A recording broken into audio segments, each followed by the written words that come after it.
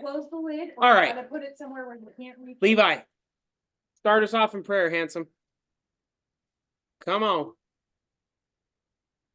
You want me to help you? Come here. Oh. Nice and loud so we can hear it.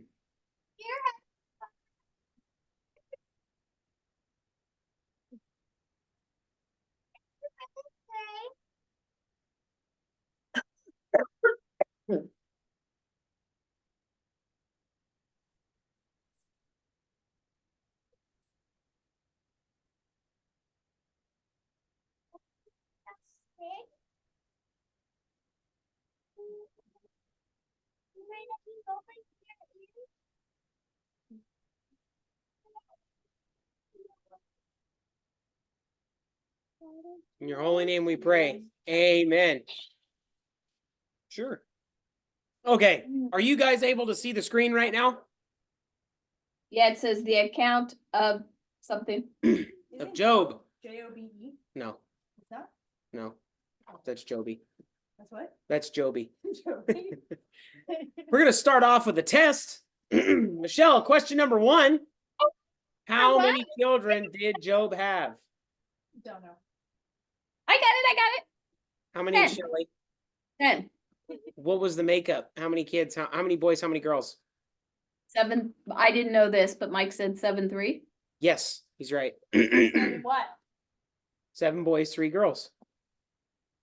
You teachers' pets over there. Was Job's wife, Michelle, was Job's wife supportive during the calamity? No. That's correct. Good job.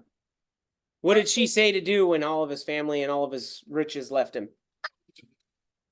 What did she say to do? Yeah, what did she tell him to do? Wait. I don't remember exactly, but Wait, the mother of Job? No. Curse God and die. That's what she told him to do.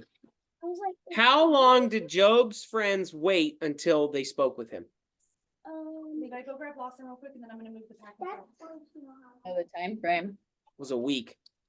Mm. They didn't even recognize him, but it was a week they waited next to him. Were they supportive of his loss, Michelle? No. No. Okay. From what we have read, was Job deserving of the events that followed him? No. No, he wasn't. In life, does the rain fall on the just and the unjust? Do people whom we deem perfect suffer while the wicked prosper? Yes. Yes. Okay. In this opinion is this opinion expressed throughout the account of Job? Yes. Yes. All right, you guys did pretty dang good. You have Nope, I don't. oh, We're going to go ahead and start off with chapter 32 with you reading, Mr. Levi. It's up on the screen. We want you to read nice and loud. Whoops. I'll read like that. Go ahead, bud. So these 3 men Kurt? Ceased. Yep. Answering Job He was righteous in his own eyes. in his own eyes. Then the wrath of Elihu, Elihu, the son of Barashel, the Buzite, Bereshel the Buzite, of the family of Ram, was aroused aroused against against Job. His wrath was aroused, aroused because he justified himself, justified self, himself rather than God. Also against his 3 friends, his wrath was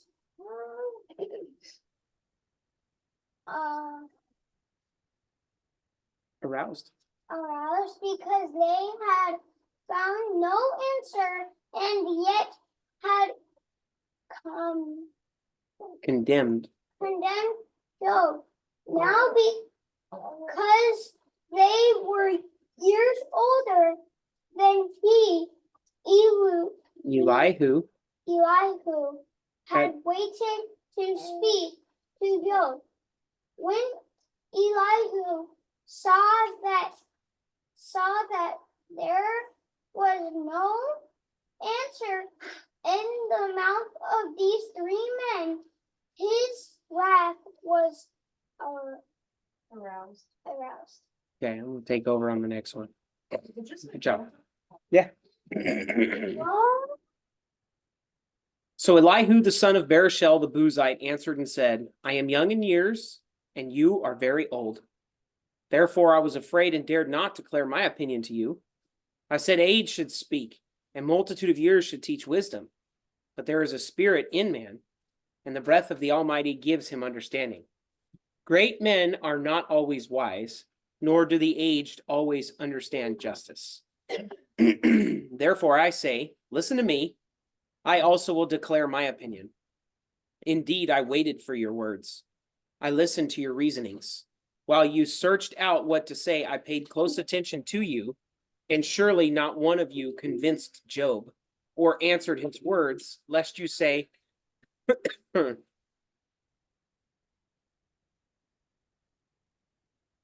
dude, back up a little.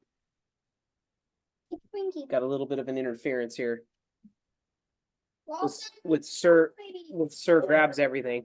What the- Okay. pretty. Stop, Lawson.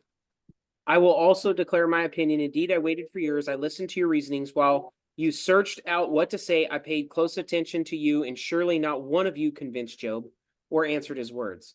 Lest you say, we have found wisdom, God will vanquish him, not man. Now he has not directed his words against me, so I will not answer him with your words. They are dismayed and answer no more. Words escape them. And I have waited because they did not speak, because they stood still and answered no more. I also will answer my part. I too will declare my opinion, for I am full of words. The spirit within me compels me. Indeed, my belly is like wine that has no vent. It is ready to burst like new wineskins. I will speak that I may find relief. I must open my lips and answer. Let me not, I pray, show partiality to anyone, nor let me flatter any man. For I do not know how to flatter, else my maker would soon take me away.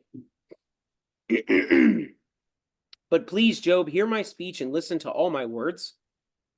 Now I open my mouth, my tongue speaks in my mouth, my words come from my upright heart. My lips utter pure knowledge. The Spirit of God has made me, and the breath of the Almighty gives me life. If you can answer me, set your words in order before me, take your stand. Truly I am as your spokesman before God. I also have been formed out of clay. Surely no fear of me will terrify you, nor will my hand be heavy on you. Surely you have spoken in my hearing, and I have heard the sound of your words, saying, I am pure. Without transgression, I am innocent, and there is no iniquity in me. Yet he finds occasion against me. He counts me as his enemy. He puts out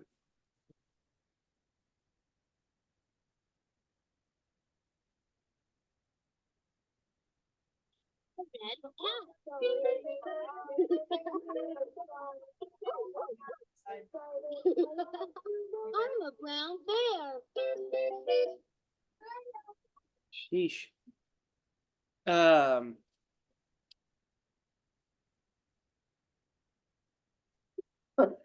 I am pure without transgression. I am innocent, and there is So we're gonna do the toy basket.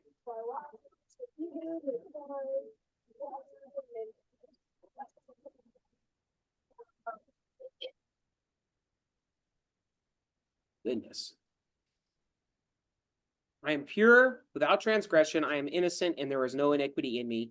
Yet he finds occasions against me. He counts me as his enemy.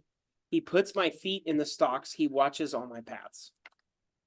Look, in this you are not righteous. I will answer you, for God is greater than man. Why do you contend with him?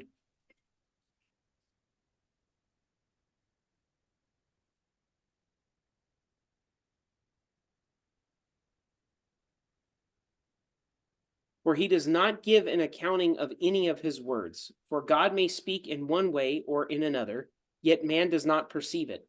In a dream, in a vision of the night, when deep sleep falls upon men, while slumbering on their beds, then he opens the ears of men and seals their instruction, in order to turn man from his deed and conceal pride from man. He keeps back his soul from the pit, and his life from perishing by the sword. Man is also chastened with pain on his bed, and with strong pain in many of his bones, so that his life abhors bread, and his soul succulent food. His flesh wastes away from sight, and his bones stick out, which were once not seen. Yet his soul draws near the pit, and his life to the executioners. If there is a messenger for him, a mediator, one among 1,000, to show man his uprightness, then he is gracious to him, and says, deliver him from going down to the pit. I have found a ransom. His flesh shall be young like a child's. He shall return to the days of his youth. He shall pray to God, and he will delight in him. He shall see his face with joy, for he restores to man his righteousness. Then he looks at men and says, I have sinned and perverted what is right, and it did not profit me. He will redeem his soul from the going down to the pit, and his life shall see the light. Behold, God works all these things, twice in fact, 3 times with a man, to bring back his soul from the pit, that he may be enlightened with the light of life. Give ear, Job, listen to me, hold your peace, and I will speak. If you have anything to say, answer me. Speak, for I desire to justify you. If not, listen to me, hold your peace, and I will teach you wisdom. Elihu further answered and said, hear my words, you wise men. Give ear to me, you who have knowledge. For the ear tests words as the palate tastes food. Let us choose justice for ourselves. Let us know among ourselves what is good. For Job has said, I am righteous, but God has taken away my justice. Should I lie concerning my right? My wound is incurable, though I am without transgression. What man is like Job, who drinks scorn like water, who goes in company with the workers of iniquity, and walks with wicked men? For he has said, it profits a man nothing that he should delight in God. Therefore listen to me, you men of understanding. Far be it from God to do wickedness, and from the Almighty to commit iniquity.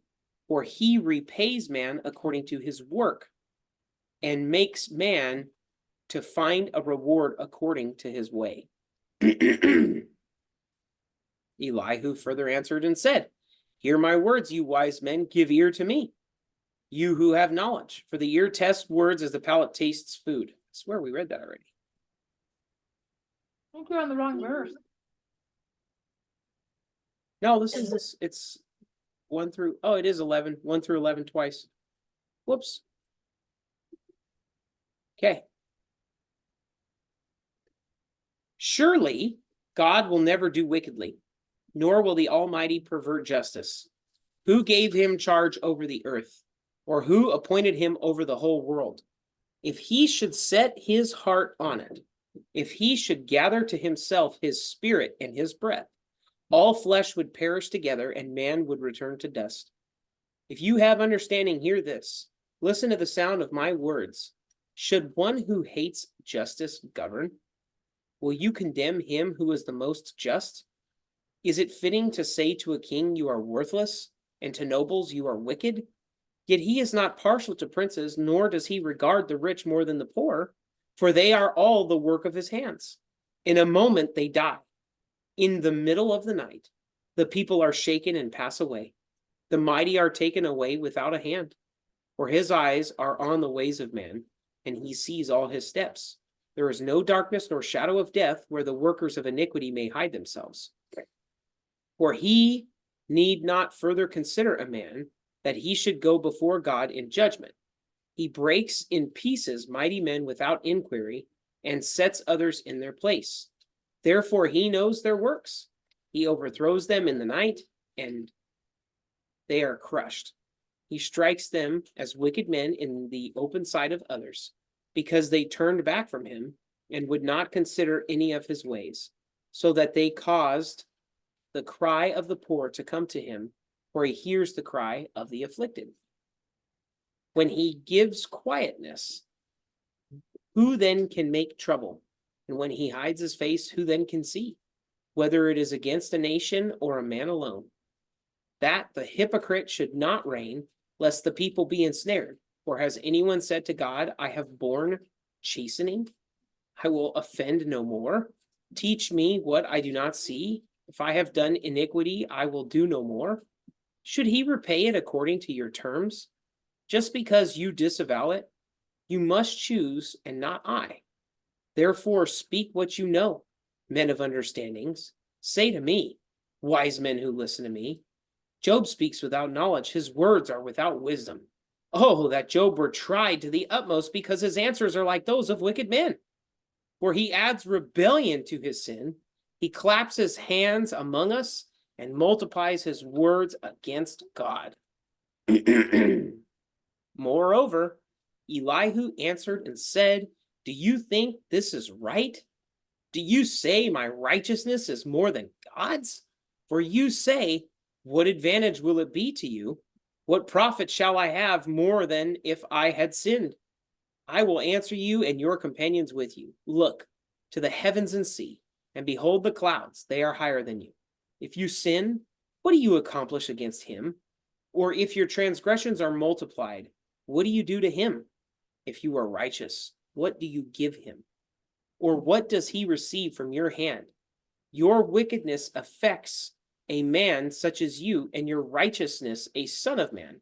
Because of the multitude of oppressions, they cry out. They cry out for help because of the arm of the mighty. But no one says, where is God, my maker, who gives songs in the night, who teaches us more than the beasts of the earth, and makes us wiser than the birds of heaven? There they cry out, but he does not answer because of the pride of evil men. Surely God will not listen to empty talk, nor will the Almighty regard it. Although you say you do not see him, yet justice is before him, and you must wait for him. And now, because he has not punished in his anger, nor taken much notice of folly, therefore Job opens his mouth in vain. He multiplies words without knowledge.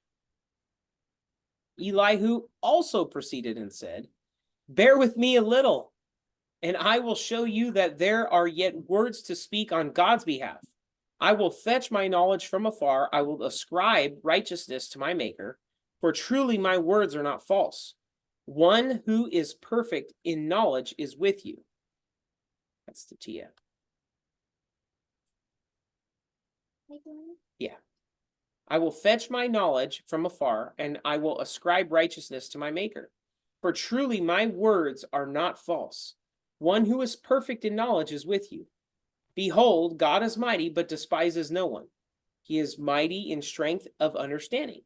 He does not preserve the life of the wicked, but gives justice to the oppressed. He does not withdraw his eyes from the righteous, but they are on the throne with kings. For he has seated them forever, and they are exalted. And if they are bound in fetters, held in the cords of affliction, then he tells them their work and their transgressions, and that they have acted defiantly. He also opens their ear to instruction and commands that they turn from iniquity. If they obey and serve him, they shall spend their days in prosperity and their years in pleasures. But if they do not obey, they shall perish by the sword, and they shall die without knowledge. It's not going. But the hypocrites in heart store up wrath. They do not cry for help when he binds them. They die in youth, and their life ends among the perverted persons. He delivers the poor in their affliction and opens their ears in oppression. Indeed, he would have brought you out of dire distress into a broad place where there is no restraint, and what is set on your table would be full of riches. But you are filled with the judgment due the wicked. Judgment and justice take hold of you, because there is wrath. Beware lest he take you away with one blow, for a large ransom would not help you avoid it. Will your riches or all your mighty forces keep you from distress? Do not desire the night when people are cut off in their place. Take heed, do not turn to iniquity, for you have chosen this rather than affliction. Behold, God is exalted by his power. Who teaches like him? Who has assigned him by his way? Or who has said, you have done wrong? Remember to magnify his work, of which men have sung. Everyone has seen it. Man looks on it from afar. Behold, God is great, and we do not know him, nor can the number of his years be discovered. For he draws up drops of water, which distill as rain from the mist, which the clouds drop down and pour abundantly on man.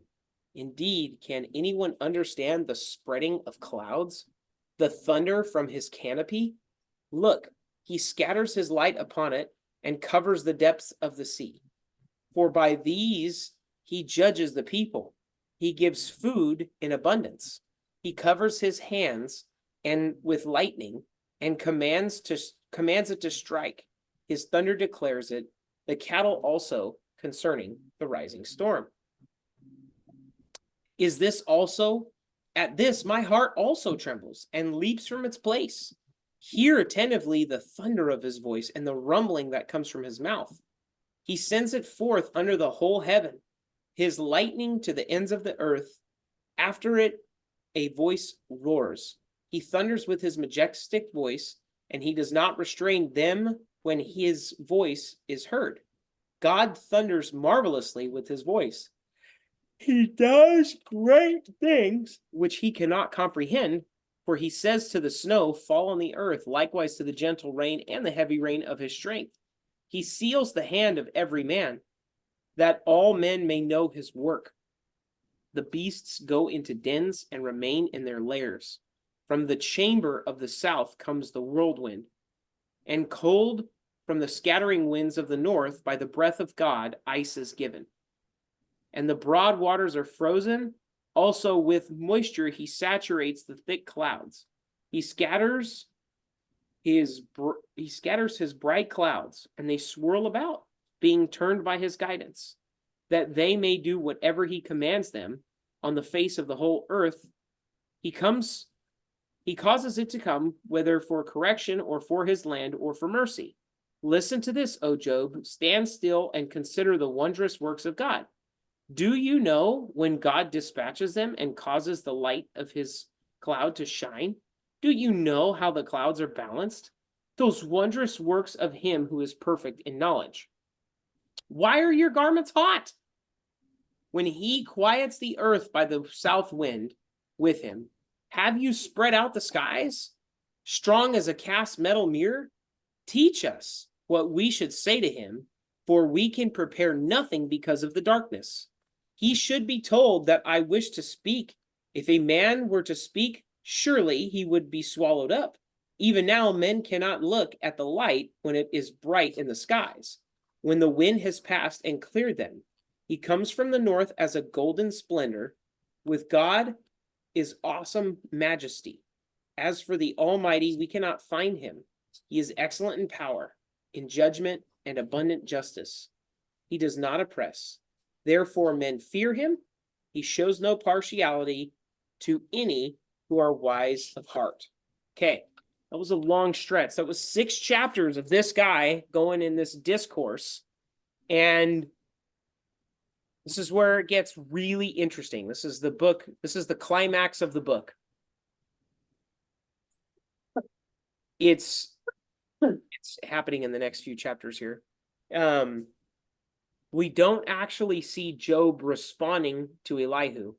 We see Job's back and forth between those other 3 friends.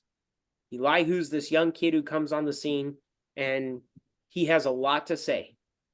There's quite a few things of what he's saying are true, but I still get the impression that he's of the nature saying that Job is deserving of everything that he's received. And I see that works type scenario in there. And there is a mix. There's pastors, of the pastors that I listen to, there's difference in opinions, where some say what Elihu says is good, and there's some that say what Elihu has said is falls into the same category as the other friends. I didn't take it that way. Again, there's a mixture of opinions there. And that's fine. But this is where you have to interpret this next scripture a certain way. So this is chapter 38. Then the Lord answered Job out of the whirlwind and said, "Who is this who darkens counsel by words without knowledge?" So you can either say that God is speaking directly to Job and Job's responses are bad, or you could say that he's responding to Elihu. It is the very next chapter. I know that we read things in rapid succession like that, and that's kind of where the debate lies. Is this a response about Job, or is this a response about Elihu and those friends? And we'll look a little bit more into that. I'm okay with us taking whatever opinion may be in there. I know that the responses of the first three friends were definitely inaccurate. They said lots of nice things about God, but they basically said that Job was, a sinner and a dirtbag who deserved everything that came his way, where we know that God says that he didn't. And we're going to learn about what God says about them. So then the Lord answered Job out of the whirlwind and said, who is this who darkens counsel by words without knowledge? Now prepare yourself like a man. I will question you, and you shall answer me. Where were you when I laid the foundations of the earth? Tell me if you have understanding. Who determined its measurements? God. Surely you know. Or who stretched out the line upon it? To what were its foundations fastened? Or who laid its cornerstone? When the morning stars sang together, and all the sons of God shouted for joy? Or who shut up the sea with doors when it burst forth and issued from the womb? So, this is an interesting thought, and I think we all take this for granted. When we look at the planet Earth, it legit is just sitting in space, which we perceive that it's being held in this position by magnetic force from the sun and all these other polarities. But looking at it, how the heck is it just floating in space at 17,000 miles an hour floating through the, you know what I mean? How? And that this is something that God is asking Job. Surely you know, how, explain to me how the earth is just sitting in the galaxy. And so God's going to continue on with these questions. When I made the clouds its garment, and thick darkness in swaddling band, when I fixed my limit for it and set bars and doors, when I said, this far you may come, but no farther, and here your proud waves must stop. Have you commanded the morning since your days began, and caused the dawn to know its place, that it might take hold of the ends of the earth, and the wicked be shaken out of it? It takes on form like clay under a seal, and it stands out like a garment. From the wicked their light is withheld, and the upraised arm is broken. Have you entered the springs of the sea? Or have you walked in search of the depths? Have the gates of death been revealed to you? Or have you seen the doors of the shadow of death? Have you comprehended the breadth of the earth? Tell me if you know all this. Where is the way to the dwelling of light and darkness? Where is its place, that you may take it to its territory, that you may know the paths to its home? Do you know it because you were born then, or because the number of your days is great? Have you entered the treasury of snow, Or have you seen the treasury of hail, which I have reserved for the time of trouble, for the day of battle and war? So I want to talk about a couple things real quick here. This says, the very first part says, have you entered the springs of the sea? This is an image of springs in the sea. I'm going to share something with you that's really cool. Real spring. Yeah, it's springs of fresh water that appear in the ocean, right? Because we have a water table. So look at this. Long before scientists discovered the springs of the sea, God told Job about them. Only 40 years ago, J.B. Corliss found the first hydrothermal vents at the bottom of the sea near the Galapagos Islands. What So is it about? Galapagos it's a set of islands. It's a string of islands. But we're talking about, this was written in 2019. So 40 years prior to that was when they discovered that there was freshwater springs under the saltwater ocean. And yet Job, which is attributed to be the oldest book of the Bible, written wise, God describes it. I don't get my fresh water from shark. Here's something else to consider, right? Tell me if you know all this. Where is the way to the dwelling of light? So we talk about like where we're at. We're super advanced in science. I think it was in 1938. Don't quote me on the years, either 38 or 33. H.G. Wells discovered that light is a particle. And the developments that he made in science won him the Nobel Prize. Okay? This is where it gets kind of cool. 30 years later, his son wins the Nobel Prize for proving that light was actually a wave, not a particle. So it's unique to me when we talk about what we say that we know and we think we're so technologically advanced, and yet we have no idea, and we could get into the depths of science. We just won't tonight. It's Bible, not science. It's not true. Science is meant to prove the Bible, Oh. but people try and flip science into their own religion. Okay. So we're gonna continue on. This is God speaking. By what way is light diffused, or the east wind scattered over the earth? Who has divided a channel for the overflowing water, or a path for the thunderbolt, to cause it to rain on a land where there is no one, a wilderness in which there is no man, to satisfy the desolate waste, and cause to spring forth the growth of tender grass? Has the rain a father?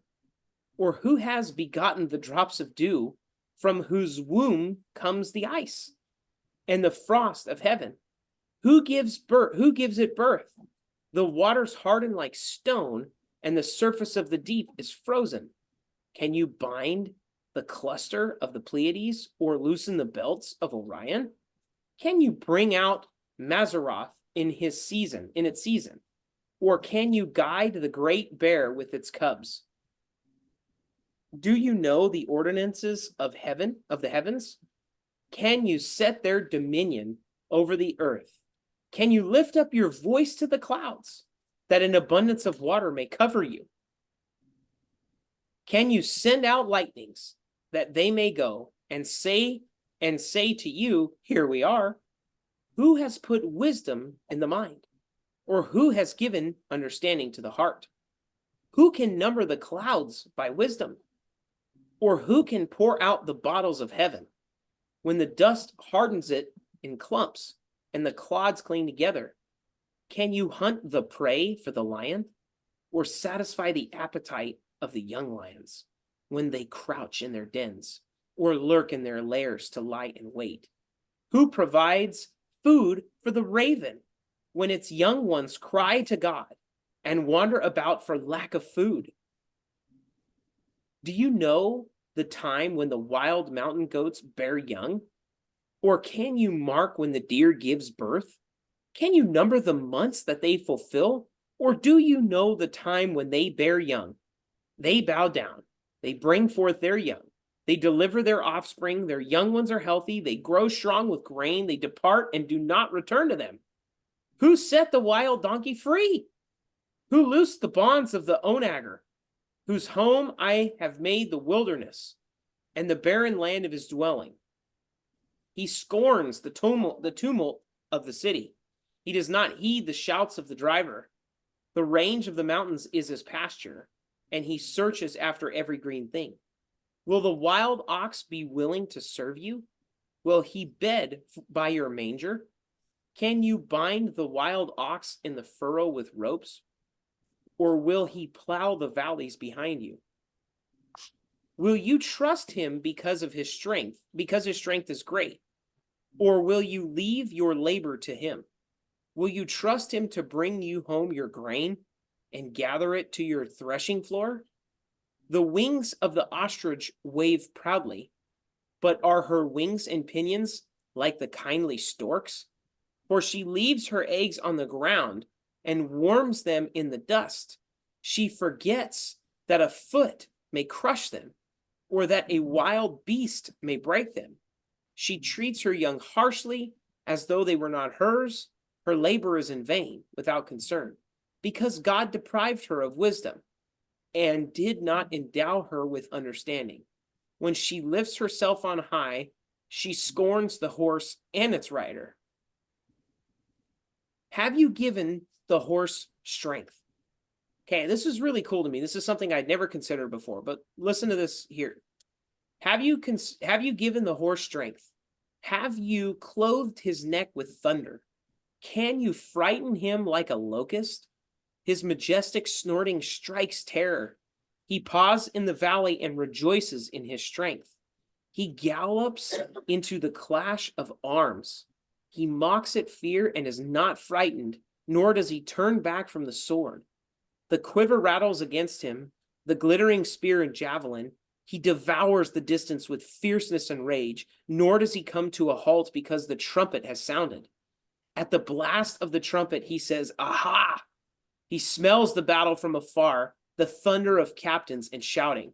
I was talking to Michelle about this as I was putting this together, driving back from Tahoe. And think about in history, like the horse was the go-to animal / vehicle for battle. You would have a swordsman on it or someone with a spear, and you would have an individual that was holding a shield. You never see the horse afraid of the other side. It just storms down the mountain and doesn't stop running. You know what I mean? It runs full speed at the enemy. I was thinking, how cool is that? I never really considered this before, where we would be a little apprehensive and say, yeah, I think I'm going to pass on this. The horse just goes full speed at it and it laughs at its enemy. I'm going to get into the eagle. I like the part where he mentioned that, do you know the ordinances of heaven? Yeah. Yeah, that was cool too. I thought that was super cool. So this, again, we're going to continue on in the questions that God is asking Job. Doesn't have chains on it. How does the hawk fly by your wisdom and spread its wing toward the south? Does the eagle mount up at your command and make its nest on high? On the rock it dwells and resides, on the crag of the rock and the stronghold. From there it spies out the prey. Its eyes observe from afar, its young ones suck up blood, and where the slain are, there it is. Moreover, the Lord answered Job and said, shall the one who contends with the Almighty correct him? He who rebukes God, let him answer it. Then Job answered the Lord and said, behold, I am vile. What shall I answer you? I lay my hand over my mouth. Once I have spoken, but I will not answer. Yes, twice, but I will proceed no further. So essentially what he's saying there, it sounds kind of weird, is that he recognizes he's a wretched person, and he says, I'm the absolute worst. I can't talk to you right now. I can't even open my mouth, but I'm opening my mouth to say I can't open my mouth. You see what I'm saying? That's what he said. Oh, yes, twice, but I will proceed no further. Then the Lord answered Job out of the whirlwind and said, now prepare yourself like a man. I will question you, and you shall answer me. Would you indeed annul my judgment? Would you condemn me that you may be justified? Have you an arm like God? Or can you thunder with a voice like his? Then adorn yourself with majesty and splendor, and array yourself with glory and beauty. Disperse the rage of your wrath. Look on everyone who is proud, and humble him. Look on everyone who is proud, and bring him low. Tread down the wicked in their place. Hide them in the dust together. Bind their faces in hidden darkness. Then I will also confess to you that your own right hand can save you. Okay, so God just got done talking about a bunch of animals within there's two of them that I'm certain we're not familiar with, but there's very real animals here, right? God is going to go in to continue to describe these other animals that I'm just going to read it straight to you, and you tell me what you think they are. Now look at the behemoth, which I made along with you. He eats grass like an ox. See now his strength is in his hips, and his power in his stomach muscles. He moves his tail like a cedar. The sinews of his thighs are tightly knit. His bones are like beams of bronze, his ribs like bars of iron. He is the first of the ways of God. Only he who made him can bring him near his sword. Surely the mountains yield food for him, and all the beasts of the field play there. He lies under the lotus tree in a covert of reeds and marsh. The lotus trees cover him with their shade. The willows by the brook surround him. Indeed, the river may rage, yet he is not as disturbed.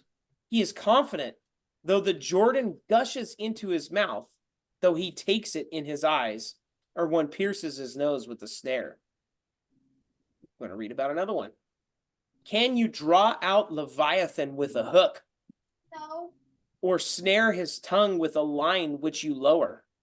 Can you put a reed through his nose, or pierce his jaw with a hook? Will he make many supplications to you? Will he speak softly to you? Will he make a covenant with you? Will you take him as a servant forever? Will you play with him as with a bird?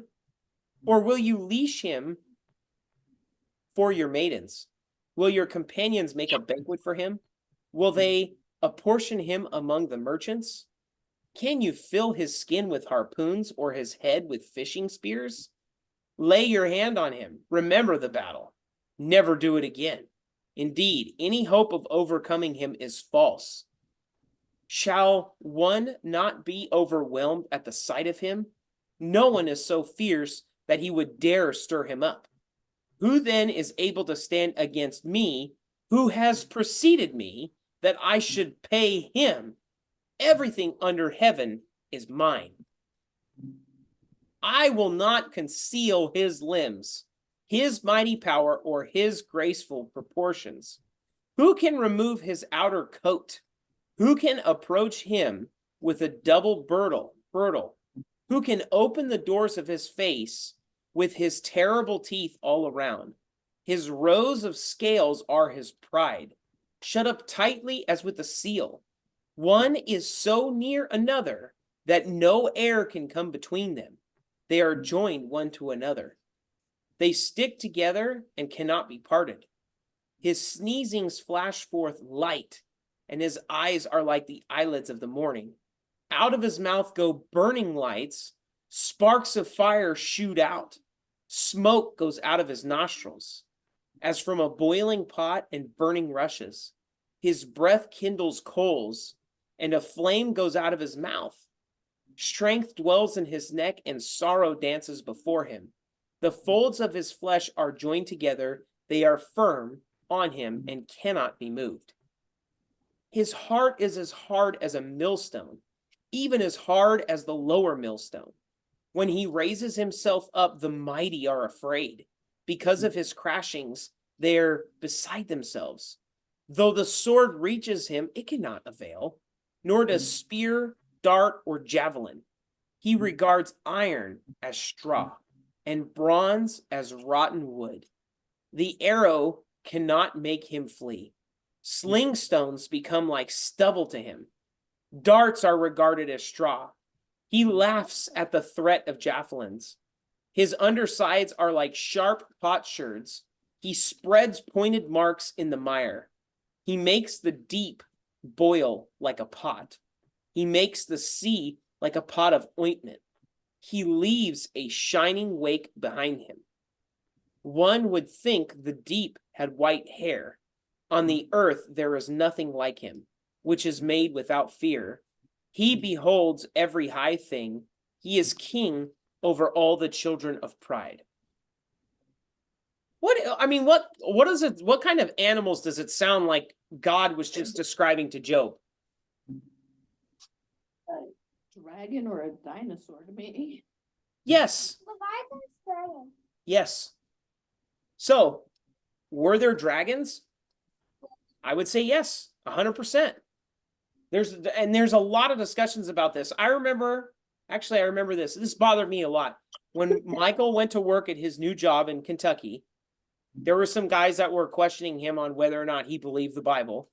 And they said, how come dinosaurs aren't in the Bible?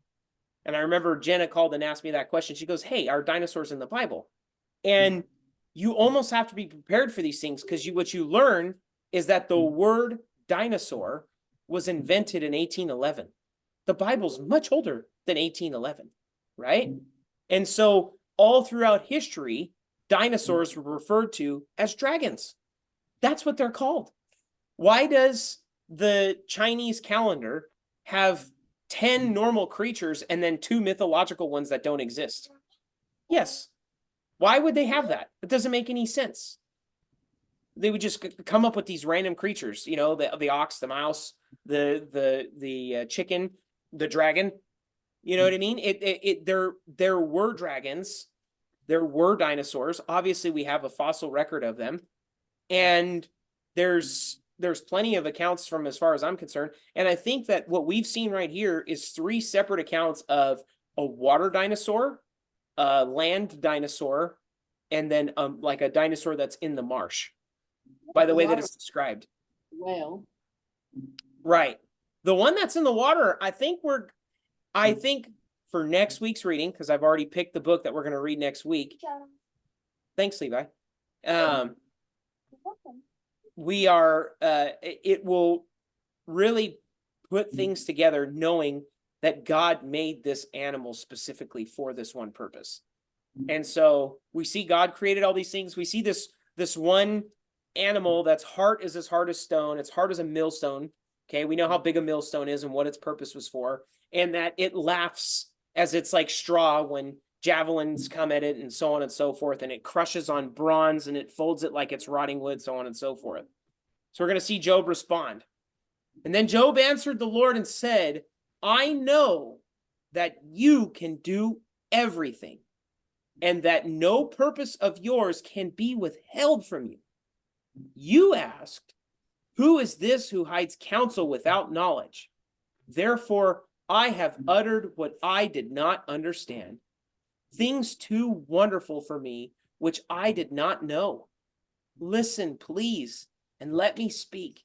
You said, I will question you, and you shall answer me. I have heard of you by the hearing of the ear, but now my eyes see you. Therefore, I abhor myself and repent in dust and ashes. And so it was, after the Lord had spoken these words to Job, that the Lord said to Eliphaz the Temanite, my wrath is aroused against you and your 2 friends, for you have not spoken of me what is right, as my servant Job has. Now, therefore, take for yourselves 7 bulls and 7 rams, and go to my servant Job, and offer up for yourselves a burnt offering, and my servant Job shall pray for you, for I will accept him, lest I deal with you according to your folly, because you have not spoken of me what is right, as my servant Job has.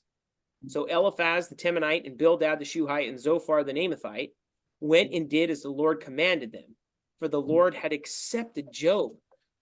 And the Lord restored Job's losses when he prayed for his friends.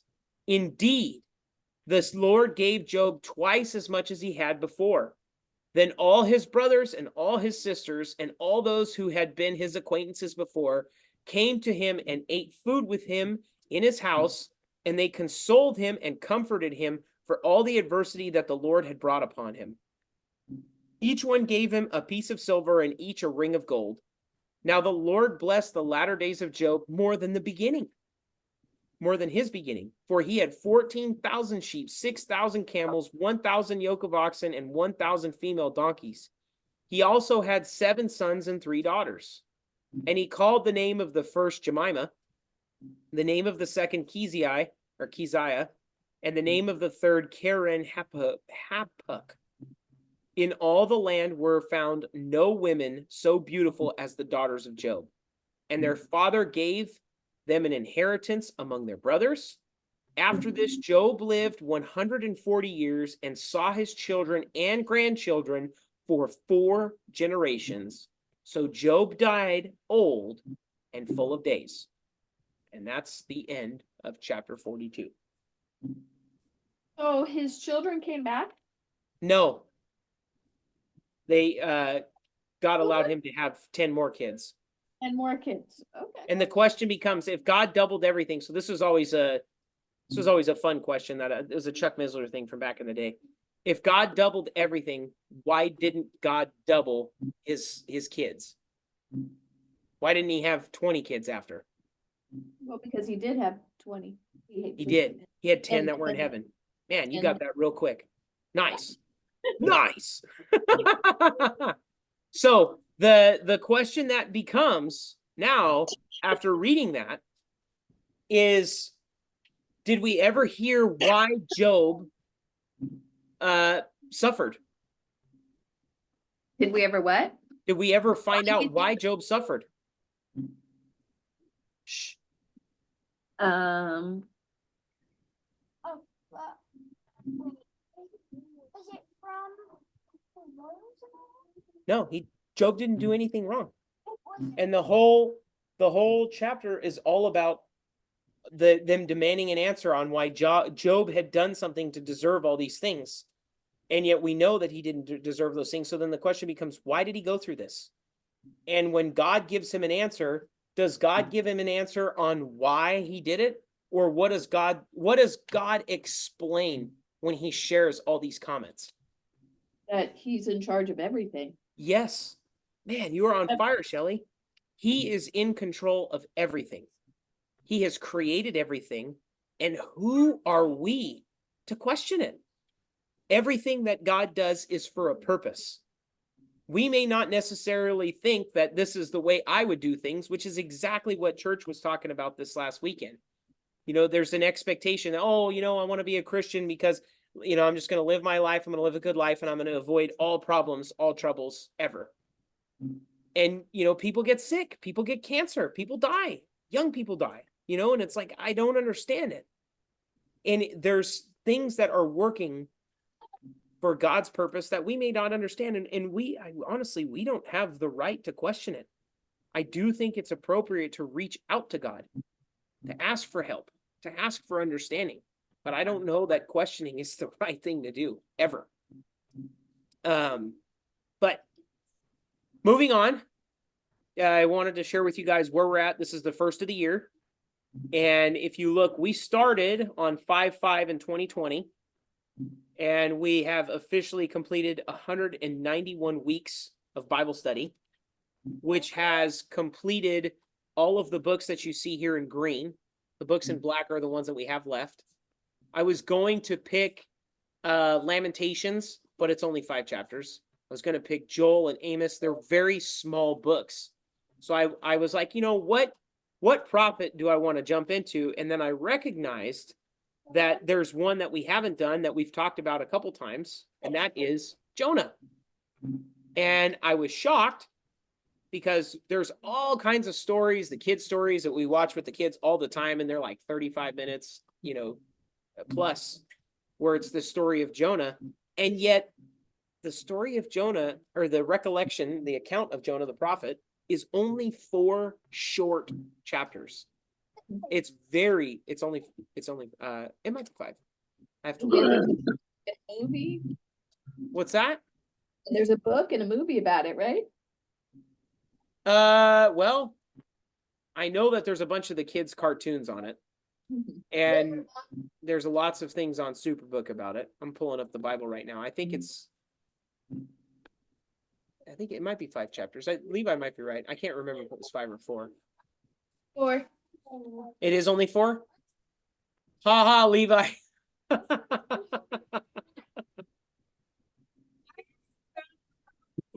Okay. Well, it looks like we did end up picking up Tatia right there. I'm gonna shut the recording.